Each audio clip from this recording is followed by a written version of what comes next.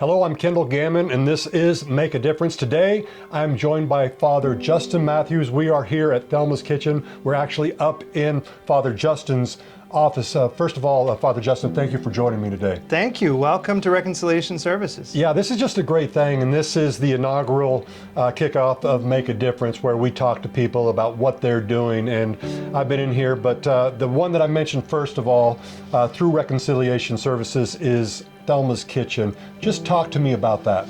Well, so we were founded by a man named Father Alexei, and his wife was named Thelma. And so Thelma's Kitchen is named after his late wife. They were the founders of Reconciliation Services. She was an incredible cook, but more than that, she was an incredible woman who had this huge compassion for people who were really struggling to survive and succeed. So after Thelma passed away and Father Alexei eventually retired, we ended up starting a restaurant that is Kansas City's first Donate What You Can restaurant, which I'll explain in a second. But we named it after her, and it's really a gathering place that's inspired by her work, her spirit, her life, and her legacy. You know, there are still people that I meet who say, oh, I remember Miss Thelma. She fed me one time when I was really in a bad way.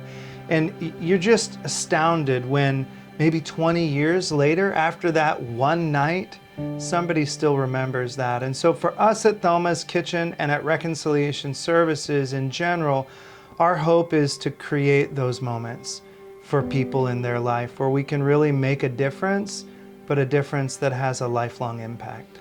I think that's beautiful. One of my mantras is, make a difference in the life of somebody for no other reason than it's the right thing to do. And it sounds to me like that's exactly what Reconciliation Services does. Now, you've mentioned it. Reconciliation Services has a couple different things under it. It has Thelma's Kitchen, it has the Reveal program, it has Foster Grandparents program, and the Social Leader. And really, Thelma's Kitchen, besides making the difference of those who maybe are food insecure, it gives a chance to fund these other great programs as well. I think one that is certainly very worthwhile to talk about a little bit is the Social Leader. Just take me into that process a little bit. Sure. So, as you said, Thelma's Kitchen helps to feed those who are food insecure. And we also gather people together from every walk of life. But when people come in, they donate what they can. Or right now, because of the time where we're recording this in a pandemic, people are going to thelmasboxlunch.org. And when they buy a box lunch for themselves or for their business, their church, group, whatever it is, they're actually fueling and funding the social and trauma therapy work that we do here with over 5,300 people a year. But we don't just work with folks who are down on their luck or struggling to survive. What we realize is that if we want to really cultivate reconciliation, in other words, bringing people together to make racial and economic reconciliation more possible today than it was yesterday, if we're going to accomplish that, we actually have to be educating and working with and building relationship with those who are in the corporate world, those who are volunteering, those who don't need our services. So, as you mentioned, we developed this brand new leadership course called the Social Leader Essentials. And you can go to thesocialleader.org and check it out. But what it's all about is training folks to think with a social venturing mindset. In other words, how do I blend together the best of business, faith, and philanthropy in order to do social good, not just from the excess of my time, my talent, my treasure, but actually, how do I bake that work into my daily life, right? So we're working on social venturing mindset. We also teach how to overcome and root out bias, both in yourself and in your team.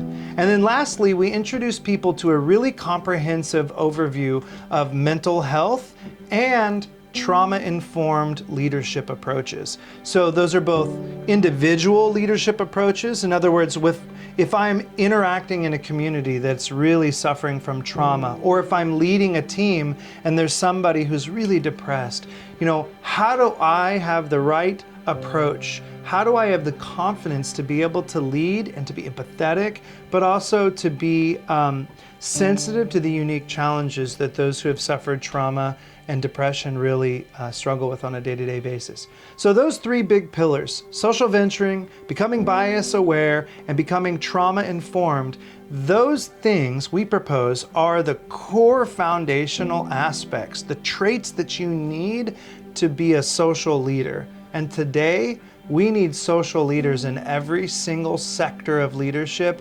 across this nation.